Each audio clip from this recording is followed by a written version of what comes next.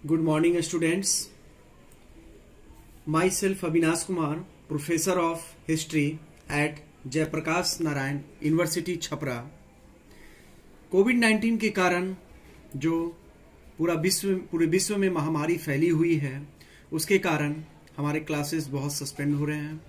इसको ध्यान में रखते हुए व्यवस्था की तरफ से ये निर्देश आया है कि क्लासेस जो है ऑनलाइन कराया जाए।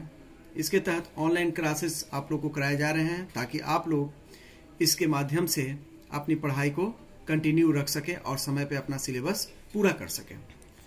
आज हम चर्चा कर रहे हैं बीए पार्ट 1 हिस्ट्री की, जिसमें पेपर 2 की चर्चा करेंगे। हिस्ट्री ऑफ ग्रेट ब्रिटेन, इसमें हमें पढ़ना है 1603 से 1939 ईस्वी तक। इसमें आज जिस टॉपिक की चर्चा करेंगे उस टॉपिक का नाम है Gladstone Disraeli social reform and imperialism. Gladstone ने सामाजिक सुधार की दिशा में क्या क्या कदम उठाए ब्रिटेन में और उस सामाजिक सुधार का क्या प्रभाव पड़ा। डिज़रायली का ये क्वेश्चन एग्जाम में ऐसे भी पूछ देता है कि डिज़रायली की गृह नीति क्या थी, या घरेलू सुधार क्या था, या सामाजिक सुधारों की वर्णन करें। तो ये सब में एक ही टाइप का क्वेश्चन लिखाएगा। डिज़रायली ने जो सुधार किए, सामाजिक सुधार, वो एक काफ़ी क्रांतिकारी सुधार था, क्योंकि इन सुधारों के माध्यम से हम देखते हैं कि इसमें समाज के जो मूल धारा से जो लोग मजदूर लोग, गरीब लोग कटे हुए थे, उनको समाज के मुख्य धारा में लाने का प्रयास किया। ये सारे सुधार डिज़रायली ने अधिनियम बना के किए। और ये जो डिज़रायली का सुधार था वो सोशलिस्ट था, यानी समाजवादी विचारधारा पर आधारित था। समाजवादी विचारधारा के अंतर्गत हम देखते हैं कि उत्पादन यानी प्रोडक्शन पर सामाजिक अधिकार, सोशल ऑनरशिप होता है, जिसके अंतर्गत वर्कर या मजदूर अपना प्रबंधन स्वयं करते हैं। अर्थात इसमें फैक्ट्री पर राज्य का नियंत्रण होता है। बैंक, अस्पताल, हर चीज राज्य के अंतर्गत होता है, यानी राष्ट्रीय संपत्ति के अंतर्गत। क्योंकि इस विचारधारा के अंतर्गत, सोशलिस्ट विचारधारा के अंतर्गत, सभी व्यक्ति समान रूप से माने जाते हैं इनकम के आधार पे। डिज़रायली भी इसी विचारधारा से प्रभावित होकर इंग्लैंड में गृह तथा सामाजिक सुधार किए, जिससे मजदूरों को या गरीबों को समाज की मुख्यधारा में लाए गए। उसके द्वारा किए गए कई सुधार हैं जो इस प्रकार हैं। जैसे पहला है, जो सबसे ज़्यादा क्रांतिकारी सुधार है, राइट टू वोट यानी मताधिकार का विस्तार। मत देने का जो अधिकार दिया गया, तो राइट टू वोट जो दिया गया वो मताधिकार, यानी तो किसी को भी अगर आप जब तक राइट टू वोट नहीं देते हैं तब तक उसका नहीं लगता है कि मतलब उसके देश में कोई हक है। तो मजदूरों को इसने एक कानूनी के तहत जो है मताधिकार का अधिकार दिया, जिससे मजदूरों के अंदर भी लोकतंत्र की भावना जागी कि हाँ ठीक है, हमें भी अधिकार दिया जा रहा है। दूसरा इसने किया कि न्यायपालिका व्यवस्था में आधारभूत सुधार किए। लाइसेंसिंग एक्ट 1874 के द्वारा न्यायपालिका व्यवस्था में सुधार लाकर जो लोग न्याय में से पीड़ित थे या न्याय सही समय पर नहीं मिल रहा था, उनको न्याय देने की दिशा में एक ठोस कदम उठाया गया। फिर तीसरा कदम इसने उठाया, सामाजिक बुराई के अंतर्गत शराब खानों को कानूनी रूप से रेगुलेट किया गया। एक्चुअली होता क्या था कि शराब खाने जो थे बहुत ही ज़्यादा मतलब सही तरीके से नियंत्रित नहीं थे, जिसके कारण उनका प्रभाव समाज पे काफ़ी नकारात्मक रूप से पड़ रहा था। इसलिए इसको कानून के तहत ये सारे जो शराब खाने थे इसको रेगुलेट किया गया, ताकि इसका शराब का समाज पे बुरा असर नहीं पड़े। फिर चौथा पॉइंट हम देखते हैं, आर्टिजन निवास अधिनियम 1875। इसके अंतर्गत क्या किया गया, शहरों में जो मकान विहीन लोगों थे उनको, ऐसे हम देखते हैं कि इंडस्ट्रियल रेवोल्यूशन जब होता है, औद्योगिक क्रांति जब होती है ब्रिटेन में, सर्वप्रथम औद्योगिक क्रांति ब्रिटेन में, इसके पहले वीडियो में हम चर्चा कर चुके हैं कि सर्वप्रथम जो औद्योगिक क्रांति होती है ब्रिटेन में, तो औद्योगिक क्रांति के कारण बहुत सारे शहरों में पर्यावरणीय समस्याएं उत्पन्न होने लगी, जैसे मजदूरों को रहने के लिए निवास की कठिनाइयां होने लगी, उनको बहुत छोटे छोटे अनहाइजीनिक कंडीशन में रहना पड़ता था, एक कमरे में कई मजदूर रहते थे। तो इस तरीके से उनकी जो लिविंग स्टैंडर्ड ऑफ लिविंग था, वो लिविंग स्टैंडर्ड था, वो बहुत ही लो क्वालिटी का हो जा रहा था। इस दिशा में डिज़रायली ने बहुत अच्छा कदम उठाया और आर्टिजन निवास अधिनियम 1875 के द्वारा उसने शहरों में जो मकान विहीन लोग थे उसको पर्यावरणीय अनुकूल गृह उपलब्ध कराया, जैसे हवादार घर, उसमें पर्याप्त वेंटिलेटर की व्यवस्था थी, पूरी तरह से हाइजेनिक उपलब्ध कराया। इसके अलावा पांचवा पॉइंट हम देखते हैं, लोक स्वास्थ्य अधिनियम 1875 के अंतर्गत डिज़रायली ने हेल्थ, हाइजीन व स्वास्थ्य तथा सफाई का उचित प्रबंध कराया। नेक्स्ट पॉइंट हम देखते हैं, छठा पॉइंट, कि डिज़रायली ने मजदूरों को या जो सुधार किए उसके माध्यम से एक ऐसा बना देना चाहता था कि उसके पूरी तरह से मजदूर लोग जो है स्वावलंबन हो और एक परफेक्शन की तरफ ले जाना चाहता था। उसमें अगर हम देखते हैं छठा पॉइंट, अहिंसात्मक प्रदर्शन।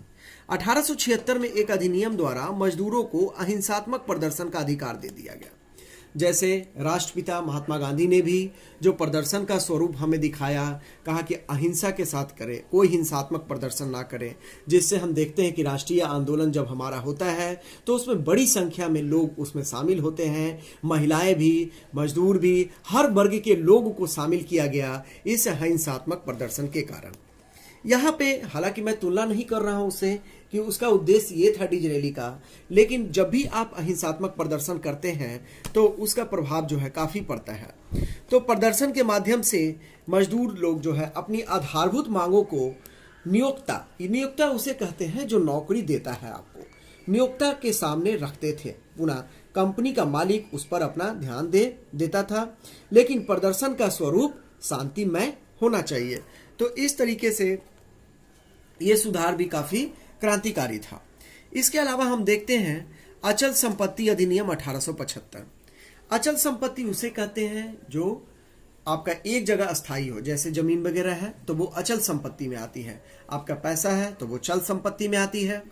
अचल संपत्ति इस कानून द्वारा स्थिर या अचल संपत्ति को उपयोग हेतु कानूनी रूप से सरल बनाया गया। जैसे आपकी अचल संपत्ति है, मान लीजिए कि आप रह रहे हैं, सपोज कोई ऐसे इलाके में रह रहे हैं और लेकिन आपका जमीन कहीं और है, तो अब आपको जरूरत इस चीज की है कि उस जमीन को, जो मान ले मेरा 2 कट्ठा कहीं दूसरे इलाके में जमीन है और जहां मैं रह रहा हूं वहां पे उस जमीन को उपयोग कर सकूं, तो इसके लिए आप जमीन की कानूनी रूप से अदला बदली कर सकते थे।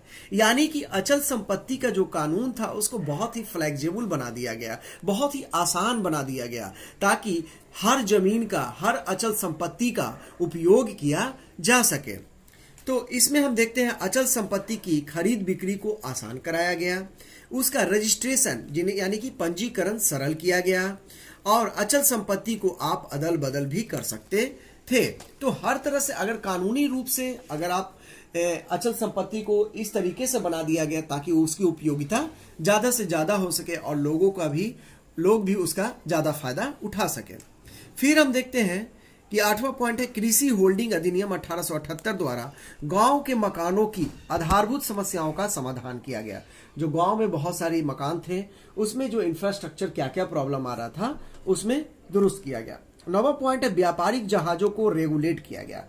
एक्चुअली होता क्या था, जो मर्चेंट शिपिंग था, जो जहाज थे, मर्चेंट शिपिंग अधिनियम के द्वारा डिज़रायली ने जहाजों पर लदे हुए माल के वजन को विनियमित किया, यानी माल के वजन को रेगुलेट किया, अर्थात जहाज की क्षमता के अनुसार। मान ली जहाज है, उसकी क्षमता अगर 50 टन लादने की, आप उस पर 60 टन लाद देंगे तो जहाज क्या होगा, डूब जाएगा, जिससे आपकी राष्ट्रीय संपत्ति डूबेगी और ओवरऑल देश का नुकसान होगा। तो ये व्यापारिक वस्तुओं के वजन को सुनिश्चित किया कि ठीक है, जितना इसकी क्षमता है वजन ढोने की उतना ही आप इस पे वजन ला देंगे, और इस प्रकार से उसको रेगुलेट किया। फलस्वरूप जहाज के अधिक वजन होने से पानी में जहाज के डूबने की घटना में कमी आई और इससे राष्ट्रीय संपत्ति भी बचा। नेक्स्ट है फिर 10वां पॉइंट है ट्रेड यूनियन अधिनियम को मान्यता दे दिया। ट्रेड यूनियन मजदूरों के लिए बहुत इंपॉर्टेंट एक अस्त्र होता है जिसके माध्यम से वो अपनी मांगों को अपने नियोक्ता के सामने रखते हैं। आज भी भारत में बहुत सारे ट्रेड यूनियन हैं जो अपनी जरूरत की चीजों को अपने नियोक्ता के सामने या सरकार के सामने रखते हैं। उस दिशा में समाजवादी सुधार की दिशा में डिजरेली ने इंग्लैंड के मजदूरों के लिए एक ठोस कदम उठाया। इस अधिनियम के अंतर्गत मजदूर निम्नलिखित कार्य कर सकते थे। पहला ये था, अहिंसात्मक एवं शांतिपूर्ण प्रदर्शन का अधिकार उन्हें था। हड़ताल करने का अधिकार दिया गया ट्रेड यूनियन अधिनियम के माध्यम से। फिर अपनी स्थिति में सुधार हेतु आधारभूत मांगों को मांगना, जो बेसिक डिमांड था उनका, उस चीज का डिमांड करना। फिर नेक्स्ट पॉइंट है आयातित पशुओं को मारना। इंग्लैंड में बहुत सारे पशु विदेश से लाए गए थे। वे अलग अलग जलवायु के होते थे। इस जलवायु एवं वनस्पति के साथ उनका सामंजस्य नहीं हो रहा था। पुनः इन पशुओं में बहुत सारे रोगग्रस्त थे। फलस्वरूप इंग्लैंड के पशुओं में बीमारी महामारी का रूप ले रही थी। इसलिए डिजरेली ने महामारी रोकथाम अधिनियम द्वारा इन सारे आयातित पशुओं को मरवा दिया। एक्चुअली हो क्या रहा था कि अगर उन सारे पशुओं को नहीं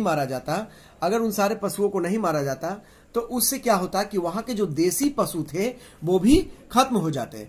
तो उन देसी पशुओं को बचाने के लिए या उनको बाहर से जो आए पशु थे, जिसको आयातित पशु कहते हैं, उसको संक्रमण से बचाने के लिए यह जरूरी था कि बाहर से आए हुए पशुओं को मार दिया जाए। तो ऐसा काम उसने किया जिससे पशु संरक्षण, वहां का देसी पशु संरक्षित हो सका। अब उपर्युक्त सुधारों के अलावा हम देखते हैं कि डिजरेली ने निम्न अन्य सुधार भी किए, जैसे शैक्षणिक सुधार देखेंगे, स्वास्थ्य व सफाई के क्षेत्र में नए कानूनों का समावेश किया, धार्मिक पूजा स्थलों में नए कानूनों का समावेश किया। शैक्षणिक सुधार के अंतर्गत हम देखते हैं कि कैम्ब्रिज तथा ऑक्सफोर्ड विश्वविद्यालय की शिक्षा व्यवस्था में गुणवत्ता लाया गया। तो विश्वविद्यालय में क्या क्या आधारभूत कमियां थी, उन कमियों को दूर किया गया ताकि हमारी शिक्षा व्यवस्था, उच्च शिक्षा व्यवस्था में सुधार हो, बेसिक बुनियादी सुधार हो, उसके लिए किया गया। धार्मिक पूजा स्थलों में भी जो चर्च वगैरह थे उसमें भी कई तरह के सुधार देखते हैं। अब उपर्युक्त हम देखते हैं कि पूरे सारांश को अगर हम देखते हैं कि डिजरेली ने जो उपर्युक्त आधारभूत सुधार किए उससे समाज के बहुत सारे लोग, खासकर मजदूर गरीब समाज के मुख्य धारा में आए और इस प्रकार उसकी गृह नीति सफल रही और दूरगामी साबित हुई। इसके अगले वीडियो में हम चर्चा करेंगे इसका क्या इंपीरियलिज्म यानी क्या इसका साम्राज्यवादी उद्देश्य था, इस पे भी हम चर्चा करेंगे। आशा है कि आप लोग इस वीडियो से लाभान्वित होंगे। थैंक्स।